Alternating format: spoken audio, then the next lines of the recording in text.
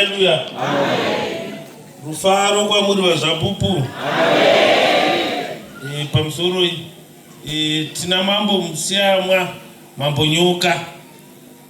Tina mambo Mutekedza.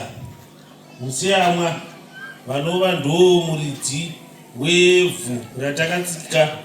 Poita ini ndakabata chirenda ruzha, ndinoitwa mambo Maromo, asi ndiri muzukuru wana Musiamwa, mambo nyoka namambo Mutekedza vari pano. Saka iko zvino toda uchikukwazisai vana Musiamwa. Hande Musiamwa.